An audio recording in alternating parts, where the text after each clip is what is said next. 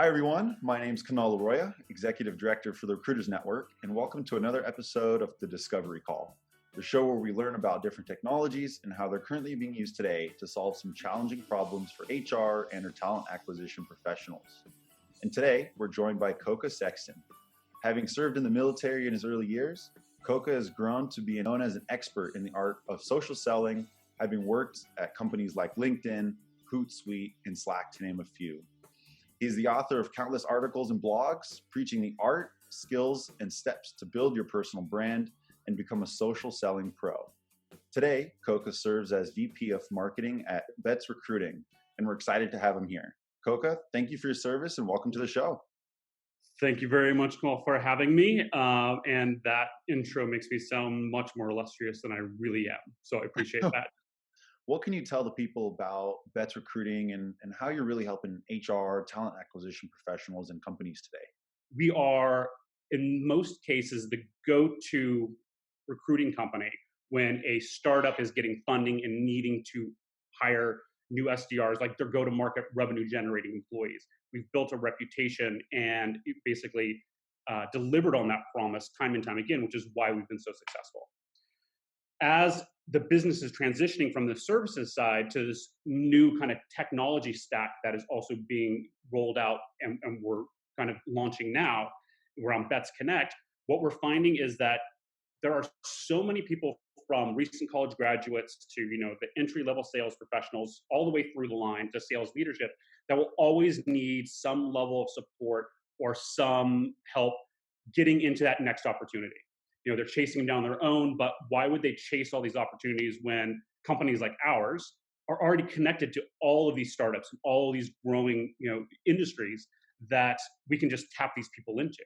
They come to us, we review them, realize, hey, there's someone here, and then we say, here are the 4 or 5 companies, and we start submitting people out. I think that the one thing that has really amazed me about the transition of where Betts is going and how we're helping all of these individuals is, one, on the client side, we're very much focused on finding the ideal candidate for them. Our clients are happy with us because once we dial in what that candidate profile is, we are constantly sending them the quality that they're looking for, and then they can decide based on other information they need on if this is the right fit for their company.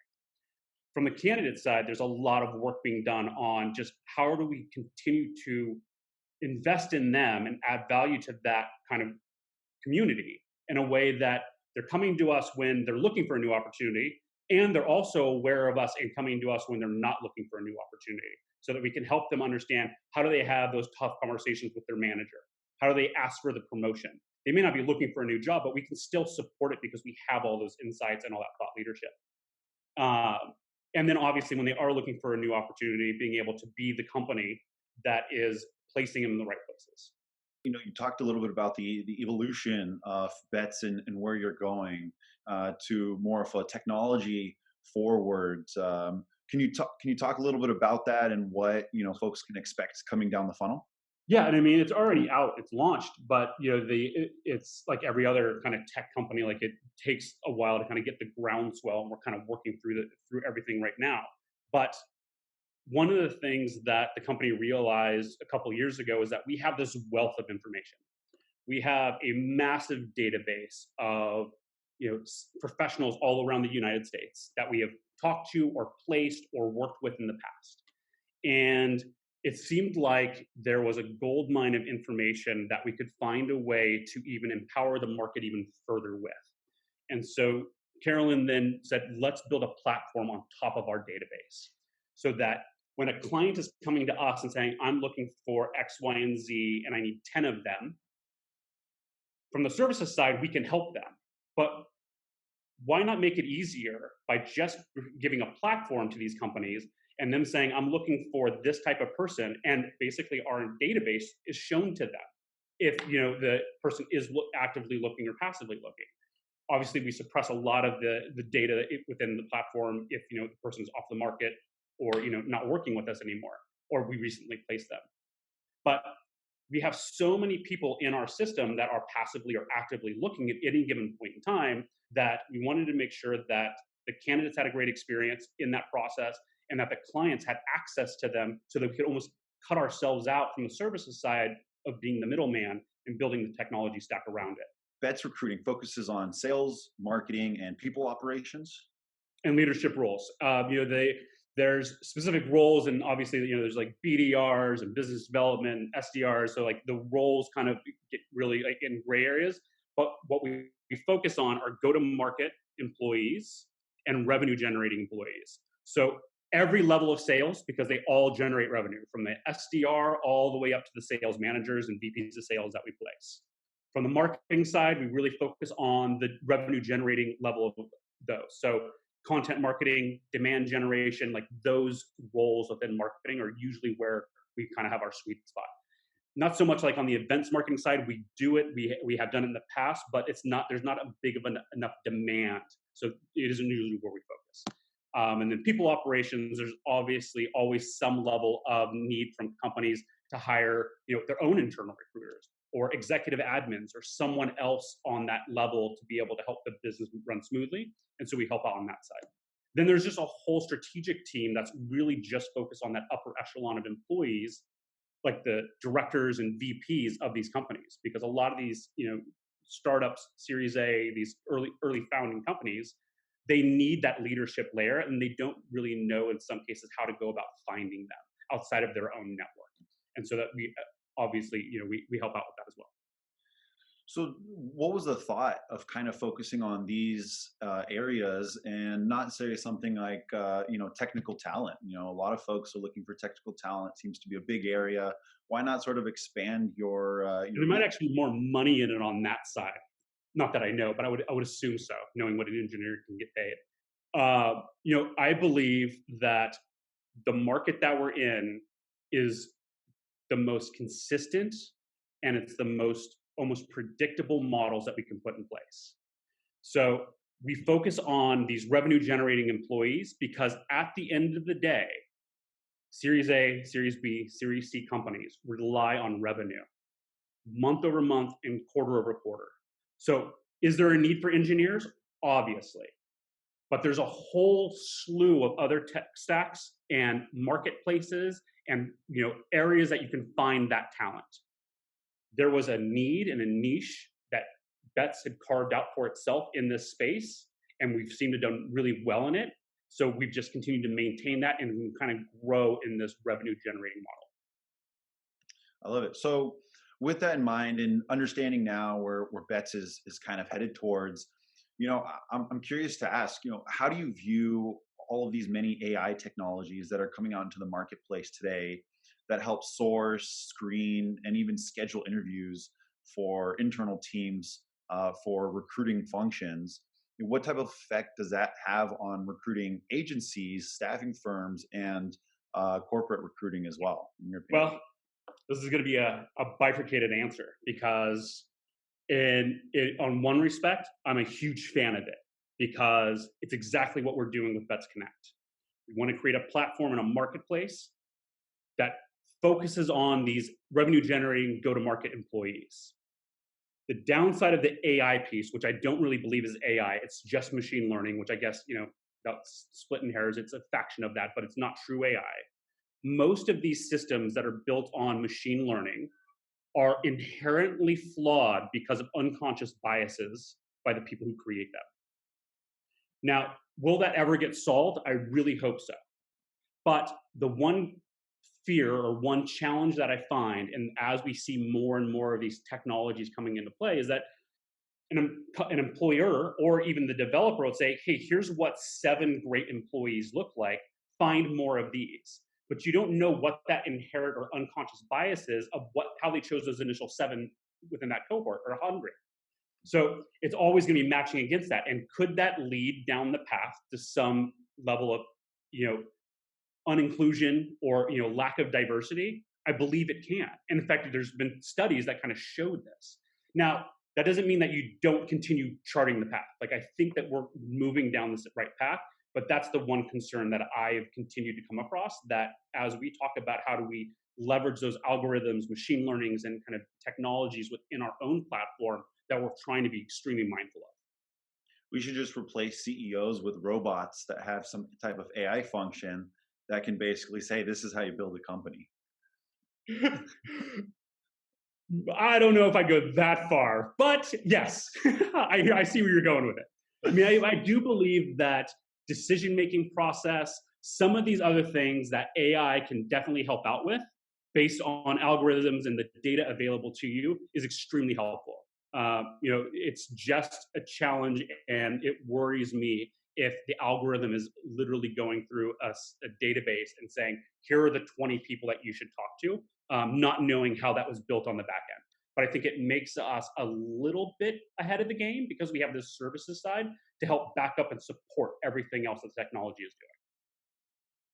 Well, Coco, I think this is a fantastic segue into a segment we have here on the show called How Accurate Is. So I sent you a few pictures, and basically what I'd love to have you do is pull those up, describe them to the audience, and describe to them how accurate they may be in your experience and past experiences. Does that sound all right? Sounds great. I'll do my best here. So All the right. first one makes me laugh. It is Star Trek. I guess it's like, I think this is Picard. It's the face palm. He's leaning back in his chair with his hand over his face. The caption is, "You agree this candidate is perfect, but you still want to see a few more." It's funny because most hiring managers, they're never really happy. They always want to know, is there a better person out there that I should talk about? Sure, I just talked to 7 amazing people that I would hire yesterday if I could, but there might be one more out there. So this meme really does kind of allude to that humor of them always wanting to see the next batch. The second one is, who is this? All right, 2 people walking down the street, and one of them looks unhappy. I can't tell if he's in a prison uniform. Anyway, but the caption is, when your job fires you, but you come back in through a temp agency. So we aren't a temp agency, but I still understand this. And it makes me laugh because I can see the irony in losing your job, going to a temp agency, and then basically placing you back into that company. I don't know how realistic it would be, but it's still pretty humorous to think that that is actually something that could happen. Third one is a man profusely sweating. Looks like he's extremely nervous about whatever's about to happen next. And the caption is, when a candidate emails you 3 days after accepting a role. Now, this is sad, but it's also true. And this also alludes to just the market that we're in right now from a talent and open position kind of capacity. That there are lots of jobs out there, and there are lots of qualified candidates and qualified talent out there. And when you place someone, when somebody gets hired at a company, you're really relying that individual is going to start that job.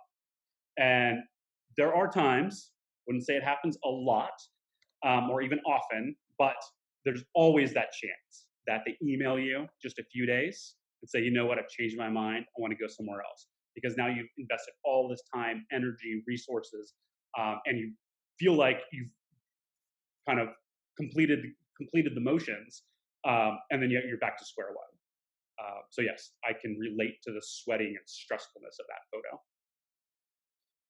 The last one is Maury Povich. He is not your father, or you are not the father TV show. And he's reading from a card, and the caption is, "You said phone calls work. We have determined that is a lie." That makes me laugh because going back to what we were talking about earlier about the whole social selling movement and how to leverage social media, this was one of the things that I used to scream from the rooftops, is that if you're only relying on phone calls to connect with these decision makers or people out there, that you are missing a whole slew of opportunities. So I wouldn't go as far, like I'm not as divisive as I had in the past where it's a lie, but if that's all you're doing, that is a lie. You made it through. Congratulations. Well done. I appreciate it. That was fun. The third one on there was Jordan Peele Oh, from, yes. yeah, for future. We're all about it here. But are there any other markets that Bets helps? Absolutely. Greatness of our company is that we have opened up all around the US. So we have San Francisco, we have an LA office, we have an office in Austin, we have an office in Chicago, and we have an office in New York. And through those 5 offices, we cover the entire United States. And the beauty of that is that there's lots of companies that are obviously growing and starting out that need that initial injection of talent in one way or another. But there's also companies that we work with on a consistent basis that are starting in San Francisco and they're opening their office in Denver, or they're opening their office in New York. And they would have to start over from scratch to find the talent they need in these new regions. So we can basically extend the life cycle of these clients by understanding their client profile up front and then matching that across the entire US. As their company grows, we get to grow with them, or we help them grow in most cases. The last question I have for you is, what are the fees associated with Bets, or what is this going to cost folks that want to be able to work with you and your team? Yeah, so I mean, the fees it really depends. And I would have to break it down by individual roles and regions, but they work with like somebody on our business development side. If they would depend on how many roles, how fast they want those roles filled, because that obviously then, especially from the services side, that starts taking a bunch more resources from us. So the fees are always negotiated on based on a percentage of the revenue of that employee, or the revenue of the employee, like the on-target earnings, the base salary. So from that, it just gets extrapolated out and then it gets negotiated in the contract. From a Connect side, we're still kind of working through all of that. Right now, the way that it's being priced out is it basically, I wouldn't say it's a la carte, but there is a monthly fee. And with the early customers that we have, we're basically piloting a lot of the pricing side of it. We will have a reoccurring revenue model of somewhere around, let's call it 10K a month, that as the hiring manager or the staffing team at this company needs more talent, they'll just roll over from month to month. And in most cases, with the early customers that we have on board now, we are going for annual contracts, because the upfront work for these clients was understanding their entire hiring plan for the year and how our platform can help supplement and support that entire growth process for them. Well, Coca, thank you for taking the time. We'll catch you next time. All right. Thank you so much. Bye, everyone.